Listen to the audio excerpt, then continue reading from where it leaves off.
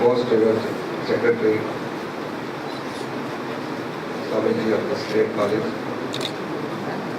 respected Principal, distinguished personalities, on the dais and off the dais, HODs, board members, controllers, past and present faculty members, and the parents. I congratulate all of you on this very happy moment and occasion. I am really immensely happy to be in this occasion because as a graduate, each and every one of us feel proud to be part of this occasion. And I thank the management for giving me this occasion.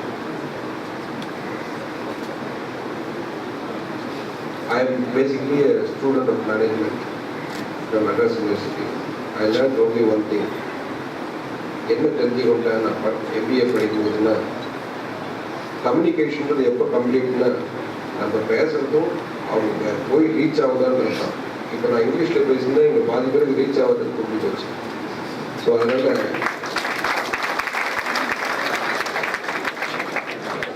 Simple தமிழ்லையும் நம்ம நடைமுறையில் இருக்கிற மொழியிலையும் பேசுறதுதான் சரின்னு தோணுது.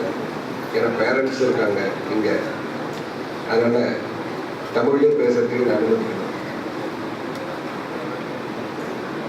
இந்த கல்லூரியை பொறுத்தவரைக்கும் விவேகானந்தா கல்லூரியை பொறுத்த வரைக்கும் நான் சென்னையிலேயே படித்ததால இந்த கல்லூரியை பற்றி அதிகமாக தெரியும். இருந்தாலும் இந்த சென்னையிலையும் தமிழ்நாட்டிலையும் பார்க்கும்போது இந்த கல்லூரி பெரிய பெரிய அறிவாளர்களையும் மேதைகளையும் உருவாக்கி இருக்கு. முக்கியமாக சொல்லணும்னா சும்மா just quote few, Venugopal Reddy RBI former RBI governor, அப்போ Telangana governor, very famous person like Thiru Cho Ramaswamy and Indian ministers and even cricketer Srikanth, tennis Ramesh Krishnan, அதே மாதிரி என்னுடைய குரு IPS ஆஃபீஸர் நடராஜ், இந்த மாதிரி பல நட்பா எக்ஸாம்பிள்ஸ் தான்.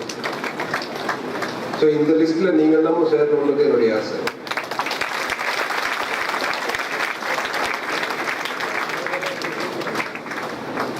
I discussed உங்க பிரின்சிபாலிட்டி டிஸ்கஸ் பண்ணும்போது maximum number of chartered accountants இந்த காலேஜில் என்ன வந்திருக்கு அப்படின்னு கேட்கும்போது ரொம்ப சந்தோஷமா இருந்துச்சு.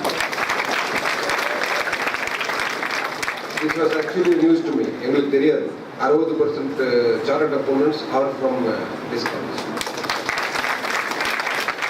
ஸோ இதில் எத்தனை பேர் சார்ட்டர்ட் அக்கௌண்ட்டில் போக போகிறீங்க தெரியல, ஏன்னா இங்கே பாட்னி ஜுவாலஜி எல்லாமே இருக்குது. பட் இருந்தாலும் ஒன்று மட்டும் புரிஞ்சுக்கணும், வாழ்க்கையில் வந்து education and degree is a passport employment. இப்போ IT கம்பெனிஸில் எம்ப்ளாய் பண்ணுறாங்க, TCSலையோ ஒரு பெரிய கம்பெனிலையோ எம்ப்ளாய் பண்ணுறாங்க. அவங்க எம்ப்ளாய் பண்ணுறது பார்த்தீங்கன்னா தே டோன்ட் டேக் ECE படித்தவங்களையோ இல்லை அவங்கள மட்டுமே எம்ப்ளாய் பண்ணுறது இல்லை. சிவில், மெக்கானிக்கல், காமர்ஸு, சயின்ஸு, யார் ஒன்று the right aptitude is what they want. உங்களுக்கு அந்த வேலையை செய்கிற மனப்பக்குவமும் ஆப்டிடியூடும் இருக்கா, அதுதான் பார்க்குறாங்க. இப்போ இருக்கிற வேலைகளில் முக்கால்வாசி எக்ஸப்ட் ஹைலி டெக்னிக்கல் ஒர்க்கு, அதை தவிர்த்து மீதி ஒர்க்கை செய்யறதுக்கு உங்களுக்கு என்ன பேசிக்காக அதை கற்றுக்கிற திறமை வேண்டாம். ஒரு சில மாதத்தில் கற்றுக்க முடியும். நீங்கள் 3 வருஷத்தில் எவ்வளோ படிக்கும்போது இதே ஒரு வருஷத்தில் அந்த வேலையை கற்றுக்கிறதுக்கு பெரிய கஷ்டமே கிடையாது, ஈஸியாக கற்றுக்கலாம். ஸோ அதனால தான் அந்த கம்பெனிஸ் அந்த மாதிரி ரெக்ரூட்மெண்ட் பண்ணும்போது ஆப்டிடியூட் இருக்கவங்கள ரெக்ரூட் பண்ணிக்கிறாங்க.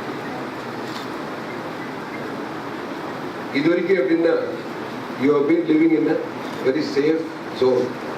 இந்த பக்கம் teacher, principal, professors, they guide you. வீட்டுக்கு போனால் பேரண்ட்ஸ் அவங்க அப்பா அம்மா இருக்காங்க, அண்ணன் தம்பி இருக்காங்க, தே வில் கைட் யூ. தம்பியில் கூட அண்ணா அக்கா கைட் பண்ணுவாங்க. அதனால் ரொம்ப சேஃப் அண்ட் ப்ரொடெக்டட் என்விரான்மெண்ட்டில் இருந்திருக்கீங்க. இப்போ என்ன பண்ண போகிறீங்கன்னா இதை விட்டு வெளியே வர போகிறீங்க. Now some of you may go for PG. எல்லாரும் பிஜிக்கு போக மாட்டாங்க, சில பேர் வேலைக்கு போக வேண்டிய கட்டாயம் இருக்கலாம். பிஜி முடிச்சவங்க வேலைக்கே போய் அவங்க வந்து கட்டாயம். அவங்க பிஹெச்டி பண்ணுறேன் எம்ஃபில் பண்ணுறேன்னா பேரண்ட்ஸ் ஒத்துக்கிறாங்களா இல்லை நம்மளுடைய சூழ்நிலை ஒத்து வருமானு தெரியல, அதனால வேலைக்கு போக வேண்டிய கட்டாயம். அப்படி வேலைக்கு போகும்போது நீங்கள் ஒரு புது என்விரான்மெண்ட்ல போய் இறங்க போறீங்க. இங்கேருந்து ப்ரொடெக்டட் என்விரான்மெண்ட்லேருந்து புதுசாக இறங்க போறீங்க. இதில் யார் ஜெயிக்கிறாங்க தோக்குறாங்கன்றதெல்லாம் பெருசாக கிடையாது. சில பேருக்கு பெரிய வேலை கிடைக்கலாம், சில பேருக்கு சாதாரண வேலை கிடைக்கலாம். ஒருத்தர் கம்பேர் பண்ணி லைஃப்பை ஓட்டணும்னா ஒன்லி ஃப்ரஸ்ட்ரேஷன் தான் நமக்கு. கடைசியாக ஐயோ அவன் நல்லா போயிட்டானே இவன் நல்லா வந்துட்டானேன்னு நம்மளுடைய தகுதிக்கு ஏற்ற மாதிரி நமக்கு சரியான வேலை கிடைக்குதா அப்படின்ற முயற்சியை செய்து அந்த வேலையை வாங்கிக்கலாம். நான் இதே சென்னையில் படித்தேன். சென்னையில் வந்து இங்கே எம்சிடிஎம் ஸ்கூலில் சில பேருக்கு தெரிஞ்சிருக்கோம், பிரசவகத்தில் படிச்சுருக்கேன்.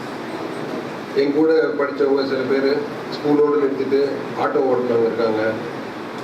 சாதாரணமாக இப்போ கூட கொரியர் கம்பெனியில் ஒருத்தர் வேலை செய்கிறாரு, அப்பப்போ வந்து பார்ப்பார், சூப்பர்வைசராக இருக்கார் கொரியர் கம்பெனியில். சாதாரணமாக இருக்கவங்க இருக்காங்க. பாலிடிக்ஸில் பெருசாக வந்து மினிஸ்டர் ஆனவங்களும் இருக்காங்க. இப்போ இந்த மாதிரி அரசு அதிகாரிகளாக போனவங்களும் இருக்காங்க.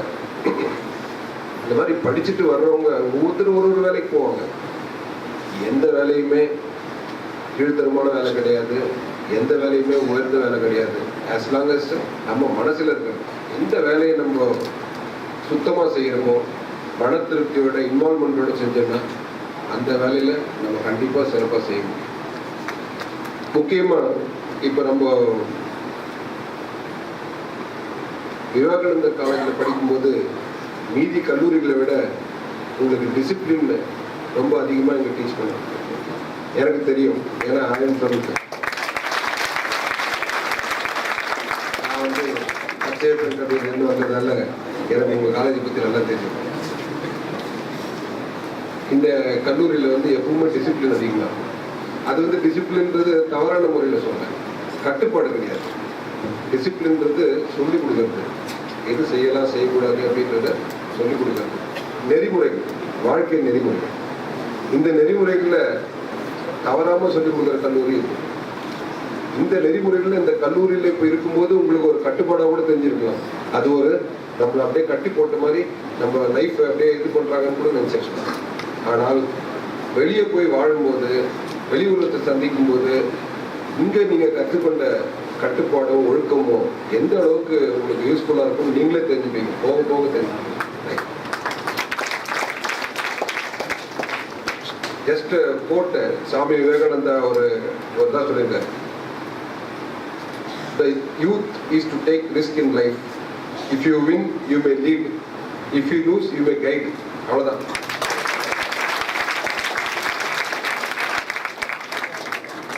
எல்லாருமே வின் பண்ணணும்னா அப்புறம் 3 தானே இருக்குது, ஃபர்ஸ்ட் செகண்ட் தேர்ட் தானே இருக்குது ப்ரைஸ். அப்புறம் மீதியெல்லாம் எப்படி கொடுக்குது? எல்லாருமே 1 2 3 வர முடியாது. 4 5 வந்தவங்க திறமை இல்லாதவங்க கிடையாது. 4 5 இருக்கு, அதுக்கேற்ற திறமைக்கு இருக்கிறோம். அதனால even if you don't win, don't father. இப்போ இந்த சதவீதம் சொன்னார், ஒரு 60% ஃபர்ஸ்ட் கிளாஸ், 30%, அதில் ஒரு 20% கிளியர் பண்ணலன்னு நினைக்கிறேன். அதில் ஒரு 10 பேர் இதுக்கு அந்த சதவீதம் இருக்கும். Nothing to lose. அதுக்காக கிளியர் பண்ணவே கூடாதுன்னு சொல்லுறேன், கிளியர் பண்ணணும் அடுத்த அட்டம்ப்ட்ல.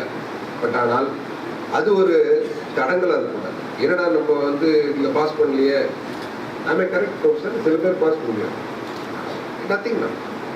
டியூ டு வேரியஸ் ரீசனாக இருக்கலாம். அவர் உடம்பு சரியில்லாமல் போயிருக்கலாம், அந்த எக்ஸாம் எழுத முடியாத சூழ்நிலை ஏற்பட்டுக்கலாம். அந்த மாதிரி பண்ணவங்கெல்லாம் ரொம்ப மேலே வந்திருக்காங்க. இன்னும் சொல்ல போனோம்னா ஒரு ரகசியத்தை கூட நான் சொல்லுவேன். எங்கள் ஸ்கூல் ஃபைனலில் கடைசியாக ஒரு லிஸ்ட்டு போட்டாங்க, ஒரு 12 பேர் டவுட் ஆகிறது பாஸ் பண்ணுறதுன்னு. அதில் நானும் இருந்தேன். So it is not that அந்த 12 பேரில் வரும்போது நான் கவலையே போடல, இந்த வாத்தியாருக்கு என்னை பற்றி அசஸ் பண்ண தெரியலன்னு நினச்சேன். அது கடைசி வரைக்கும் கரெக்ட். அந்த 12 பேரில் நான் வரல, நான் ஸ்கூல் பாஸ் பண்ணேன், காலேஜுக்கு போனேன், எல்லாம் மேலே வந்தேன். இன்ஃபேக்ட் சில பேர் தான் வந்து பிஹெச்டி படிப்பாங்க காலேஜில். இப்போ சேர்ந்துட்டு கீழே இப்போ சேர்ந்துட்டு எம்ஃபில் படிக்கிறது, பிஹெச்டி பண்ணுறது அது சாதாரணமாக நடக்கிறது. ஆனால் இந்த மாதிரி வேலையில் சேர்ந்துட்டு, அதுவும் போலீஸ் வேலையில் சேர்ந்துட்டு பிஹெச்டி பண்ணணும். ஏன்னா இது அகடமிக் எக்ஸலன்ஸ். பிஹெச்டின்றது இப்போ எங்களுக்கு இவங்களுக்கு பிஹெச்டி பண்ணாங்கன்னா ரொம்ப யூஸ்ஃபுல்லாக இருக்கும். ஏன்னா டீச்சிங் லைனில் இருக்காங்க. பட் எனக்கு அந்த அவசியம் இல்லை. பட் இருந்தாலும் எனக்கு ஒரு ரொம்ப ஆசை பிஹெச்டி பண்ணணும் அப்படின்னு நினச்சேன். ஸோ 2006 அப்படி இருக்கும். அவர் ஃபார்மர் வைஸ் சான்சலர் மிஸ்டர் காண்டவுன், அவங்க ரொம்ப எனக்கு என்னுடைய மென்டார். அவர்கிட்ட போய் சொன்னேன், சார் நான் எப்படின்னா பிஹெச்டி பண்ண போகிறேன் அப்படின்னு. உடனே பண்ணுங்கன்னாரு. உடனே என்ரோல் பண்ணோம். நம்ம பிரின்ஸ்பால்லாம் எனக்கு கைட் பண்ணாங்க அப்போது. So 2008 got my 2007 or 2008 I got my PhD in public affairs. இல்லை, இது எதுக்கு சொல்ல வரேன்னா, என்னுடைய கல்லூரி படிப்பை நான் வந்து 85-87 முடிச்சிட்டேன். நான் 87 முடித்த பிறகு, கல்லூரி படிப்பு முடித்த பிறகு, அதுக்கப்புறம் இவ்வளோ வருஷம் கழித்து திருப்பி பிஹெச்டி பண்ணுன்றது ரொம்ப சிரமமான விஷயம். பிஹெச்டி பண்ணுறது முதல்ல வெளியே பார்க்கும்போது ஈஸியாக தெரியலாம். பட் உள்ளே போனப்பறம் பார்த்தா அதற்கு முயற்சிகள் பல தேவை. அந்த முயற்சியை ஏன் எடுத்துக்கொண்டேன்னு நான் சொல்ல வரேன்னா, இப்போ சில பேர் இப்போ இந்த கல்லூரி படிப்பை முடிச்சுட்டு வேலைக்கு போக வேண்டிய கட்டாயம் கூட ஏற்படலாம். குடும்ப சூழ்நிலை காரணமாகவோ வேறு சில காரணங்களுக்காகவோ வேலைக்கு போகலாம். மனது உடைஞ்சு விட வேண்டாம். என்னடா நம்ம டிகிரி படிச்சுட்டு, பிஎஸ்சி படிச்சுட்டு, பிகாம் படிச்சுட்டு வேலைக்கு போக சொல்கிறாங்களே, நம்ம லைஃபே இவ்வளோதானே, நம்ம அப்படியே குமாஸ்தாவை வேலை முடிச்சிருக்கோம், கிடையவே கிடையாது. அதுக்கப்புறம் உங்களுக்கு பல ஆப்ஷன் இருக்குது. ஒரு வருஷம் வேலை செஞ்சுன்னு மாலை நேர கல்வியில் உங்களுக்கு பிஜி படிக்கலாம். அதுக்கப்புறம் எவ்வளோ கோர்சஸ் இருக்குது. ஈவினிங் காலேஜில் எம்பிஏ இருக்குது. அந்த காலத்தில் இதெல்லாம் அவ்வளோ கிடையாது. ஈவினிங் காலேஜில் இப்போ ஒரு கல்லூரியிலையும் ஈவினிங் காலேஜில் இருக்குது. இன்ஃபேக்ட் எனக்கு கூட ஒரு அதிகாரி இருக்கார், ஒரு ஐபிஎஸ் அதிகாரி. அவர் வந்து எல்லாமே கரஸ்பாண்டன்ஸில் படித்து பிஜி படித்து ஒரு பெரிய அதிகாரியாக என்னுடைய கல்லிகா ஒருத்தர் இருக்கார். இன்னொருத்தர் வந்து இதே மாதிரி டிகிரி படிச்சுட்டு, டிகிரியும் கரஸ்பாண்டன்ஸில் தான் படிச்சுட்டு ஷார்ட் ஹேண்ட் ஒரு அளவு அரசு அலுவலகத்தில் ஷார்ட் ஹேண்டில் இருந்தேன். அப்படியே இருந்து எக்ஸாம் படித்து அப்படியே பிஜி பண்ணி திருப்பி ஐபிஎஸ் எக்ஸாம் பாஸ் பண்ணுறேன். அதாவது நம்ம முடிவு பண்ணிட்டோம், அது போனோம் முடிவு பண்ணிட்டோம்னா அதுக்கப்புறம் நம்ம போய் சேர்ற இலக்கு தானே தவிர, அதுக்கு பல பாதை இருக்கலாம். கஷ்டமான கரடுமுரடான பாதை பல இருக்கலாம். பட் நீங்கள் டிட்டர்மினேஷன் தான் தேவை. இதை வந்து திருப்பி சாமி விவேகானந்தா ஒரு போதனைகள் எடுத்து படித்து பார்த்தீங்கன்னா, நான் கல்லூரி காலத்துலையும் படிச்சிருக்கேன். அதுக்கப்புறம் ரொம்ப பிடிக்கும். அதனால் மனசு ரொம்ப வேதனையாக இருக்கும்போதுனா அவருடைய இதை எடுத்து படிக்கும்போது ஒரு உத்வேகம் பிறக்கும். அவர் சொல்கிறதே தானே, முயற்சியை விடக்கூடாது. You have to keep trying. கண்டிப்பாக அவங்க மேலே வந்துடுவோன்றது. ஸோ இதே மாதிரி ஒரு சின்ன இன்சிடென்ட், இங்கே நம்ம சாமி விவேகானந்த சிலைக்கு மாலை போடும்போது நம்ம சாமிஜி சொல்லிருந்தார், இந்த ரோப் வந்து யூஎஸ் வேரிங் ரோப் ட்ரெஸ், அந்த ட்ரெஸ் வந்து ஃபாரினுக்கு போகும்போது ட்ரெஸ் போட்டிருந்தார். I just remembered incident. Vivekananda Swamiji ஒரு முறை யூகே போகும்போது ஒருத்தர் கேட்டார், why can't you dress like a gentleman அப்படின்னு. ஜென்டில்மேன் மாதிரி என்னத்துக்கு இந்த மாதிரி காவியோட இந்த மாதிரி இருக்கீங்க? அதுக்கு அவருடைய பதில் என்னன்னா, உங்கள் நாட்டில் ட்ரெஸ்ஸு தான் ஒரு ஜென்டில்மேன் உருவாக்குது, பட் எங்கள் நாட்டில் கேரக்டர் தான் ஒரு ஜென்டில்மேன் உருவாக்குது. So character is the basic thing. லைஃப்பில் நம்ம என்ன தான் அச்சீவ் பண்ணலாம், பெரிய லெவலுக்கு போகலாம். கேரக்டர் இல்லைன்னா பல பேரை பார்க்குறோம். நம்ம கேரக்டர் இல்லாதால அவங்க லைஃபு எவ்வளோதான் மேலே போனாலும் போன வேகத்தில் திருப்பி வந்துடும் கீழே. Building the character is difficult and maintaining the character is very difficult. ஆனால் அதை செஞ்சால் தான் நம்ம வாழ்க்கையில் வாழ்ந்ததுக்கு அர்த்தம் இருக்கும். இப்போ யங்ஸ்டர்ஸுக்கு இந்த டெக்னாலஜி மேலே ஒரு மோகம் உண்டு இருக்கலாம். ஏன்னா நானும் நம்ம professors, some of the professors, we are all technology பார்த்தா டிஜிட்டல் இமிகிரண்ட்ஸ் அப்படின்னா நடுவில் வந்தவங்க. நீங்கள்லாம் டிஜிட்டல் நேட்டிவ்ஸ். பிறக்கும் போதே கையில் செல்ஃபோனை பார்த்துருப்பீங்க, இது டிவியை பார்த்துருப்பீங்க. என்ன ப்ரொஃபஸர், நம்ம correct? Some of us have seen TV when we are in school. அப்போ கூட ரொம்ப ஒரு வீட்டில் இருக்கும், ஒரே கூட்டமாக இருக்கும், 50 பேர் இருப்பான் படுக்க பார்க்கறதுக்கு. பிளாக் அண்ட் ஒயிட்டில் ஒளியும் மட்டும் ஓடிட்டு இருப்பேன் கடவுள். அதை பார்க்கறதுக்கு பெரிய கூட்டமாக இருக்கும். So we are all immigrants, நடுவில் வந்தவங்க. இப்போ எங்களுக்கு இப்போ தோ பீப்புள் லைக் மீ, இப்போ நான் வந்து இப்போ டெக்னாலஜி கூட சேர்ந்துருக்கிறதால, டெக்னிக்கல் சர்வீசஸ் இதில் இருக்கிறதால அதிகமாக கற்றுக்கலாம். என்ன மாதிரி பல பேர் கற்றுக்க முடியாத, இன்னும் மெசேஜ் கொடுக்க முடியாதவங்களும் இருக்காங்க. இன்னும் மெசேஜ் கொடுக்கறதுக்கு வாட்ஸ்அப்னா என்னன்னு கேட்குறவங்க, வாட் இஸ் ஆப்னு கேட்குறவங்களும் இருக்காங்க. அதுவே பட் ஆனால் ஸ்டூடெண்ட்ஸை பொறுத்த வரைக்கும் 100% யூ ஆர் ஆல் டெக்னிக்கல் சரி, you know what is it. இதை பற்றி ஃபேஸ்புக்கு, ட்விட்டரு, வாட்ஸ்அப்பை பற்றி அட்வர்ஸாக கமெண்ட் பண்ணிட்டு இருந்தோம் எங்களை மாதிரி சில சீனியர்ஸ். இதெல்லாம் அவங்களுடைய லைஃப்பை அதிகமாக கெடுத்துருது அப்படின்னு சொல்லி. ஆனால் இந்த ரீசெண்டாக இந்த வெள்ளம் வந்தப்போ அதே டெக்னாலஜி எப்படி youth can harness success out of இட்ன்றது நாங்கள் நேராக பார்த்தோம்.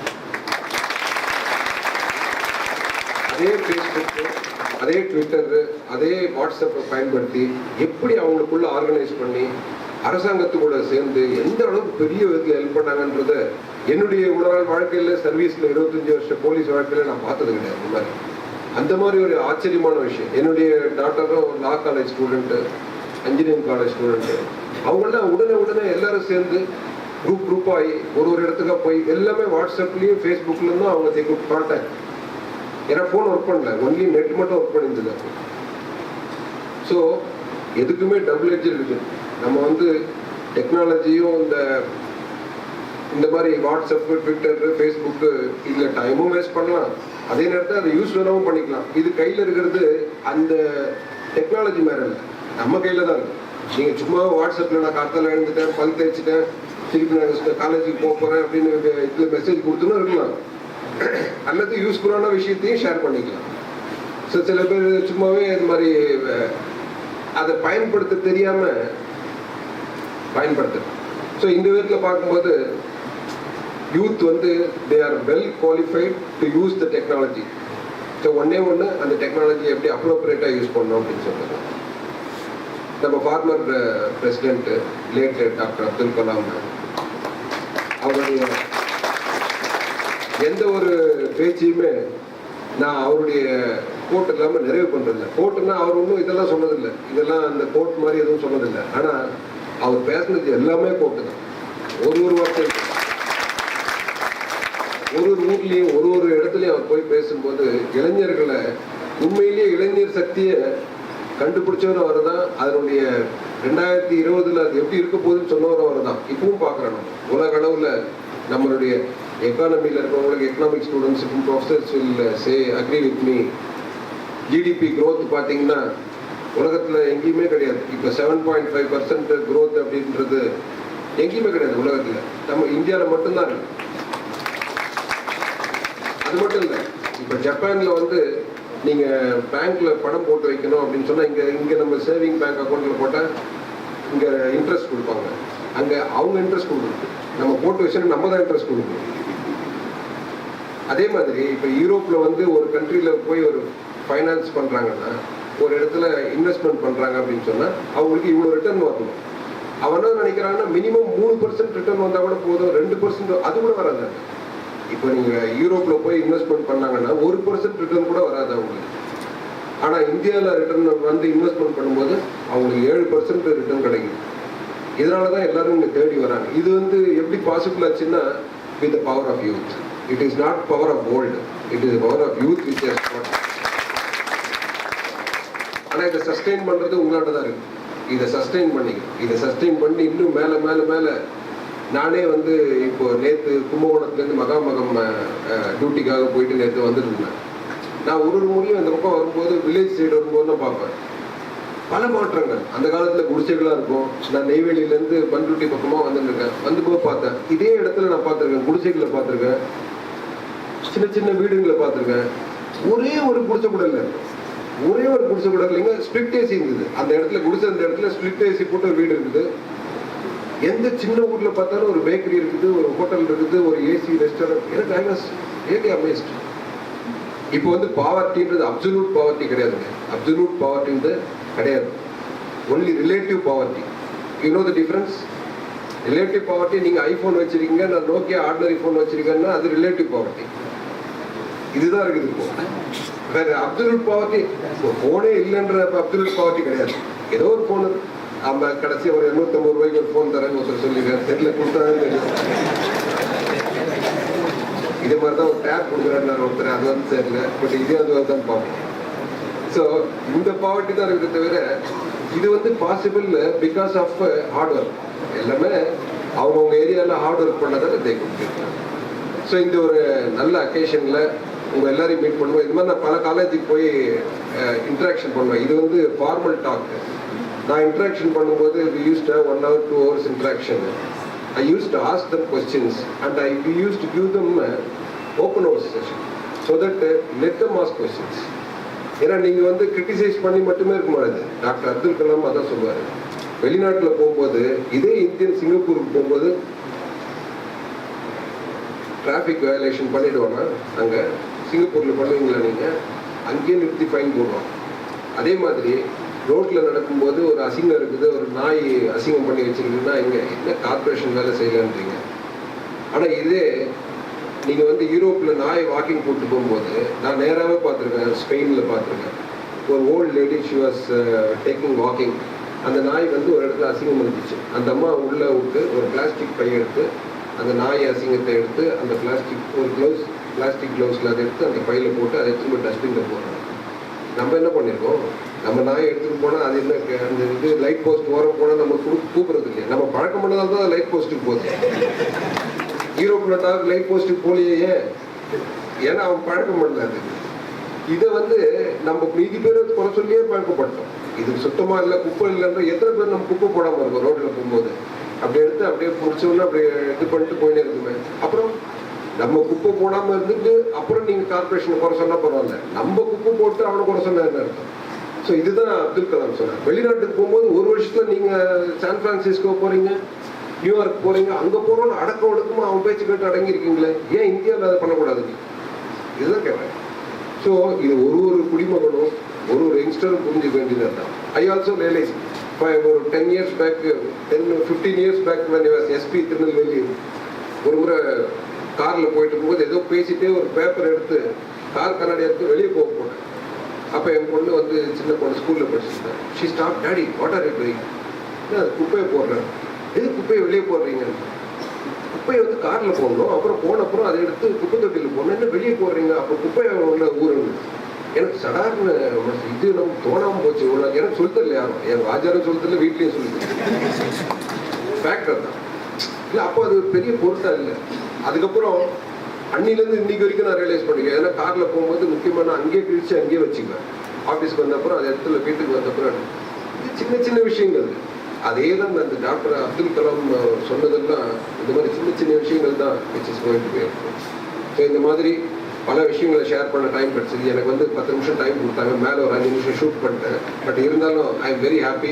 இந்த ஒரு அக்கேஷனில் உங்கள் எல்லாரையும் சந்திச்சதில் நீங்கள் மேலும் மேலும் வளம் பெறணும். இந்த இதோடு நிறுத்திடக்கூடாது. இந்த டிகிரியோட இந்த டிகிரி மேலும் மேலும் பெற்று வாழ்க்கையில் வளம் பெற வேண்டும் என்று